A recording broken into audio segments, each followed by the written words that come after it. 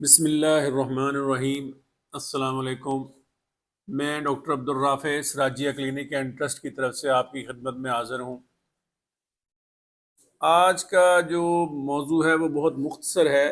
وہ یہ ہے کہ شوگر کے مریض اپنے ڈاکٹروں کو کیسے دھوکہ دیتے ہیں، یعنی کہ شوگر کا مرض کیسے دھوکہ دیتا ہے۔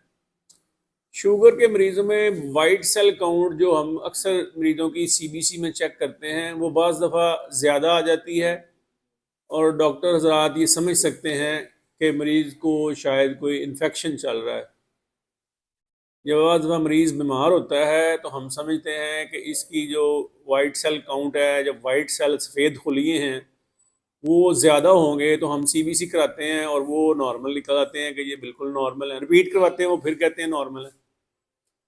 تو عرض اس میں یہ ہے کہ شوگر کے مریضوں میں وائٹ سیل جو ہوتے ہیں ان پہ بعض دفعہ ہمیں اعتبار نہیں کرنا ہوتا، ڈاکٹر نے مریض کو دیکھ کے خود یہ تشخیص کرنی ہوتی ہے کہ مسئلہ کتنا ہے اور کیا ہے۔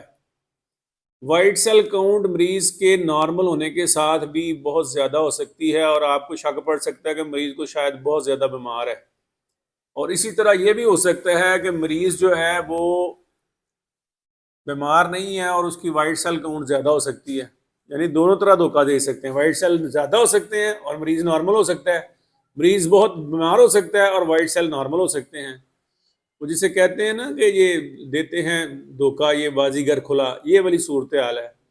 اس سلسلے میں آپ سے صرف اتنی درخواست کرنی تھی کہ ایسے مریضوں میں پرو کلسیٹونن جو لیول ہے نا وہ چیک کروا لیا کرے۔ پرو کلسیٹونن پریکرسر آف دا کلسیٹونن ہارمون ہے، تھائرائڈ سے جو پیدا ہوتا ہے۔ تو ریسنٹلی آپ نے جو کووڈ-19 کے درمیان اس کی بہت سنی ہوگی بحث کہ پرو کلسیٹونن کروائیں، یہ بتاتا ہے کہ بیکٹیریل انفیکشن ہے یا نہیں ہے۔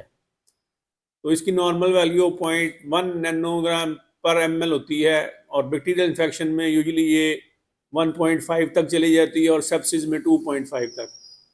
تو یہی ایک عرض کرنی تھی کہ وائٹ سیل کے جو دھوکے جو ہیں ان سے بچے رہیں۔ اللہ تعالیٰ آپ کو جزائے خیر دے۔ السلام علیکم۔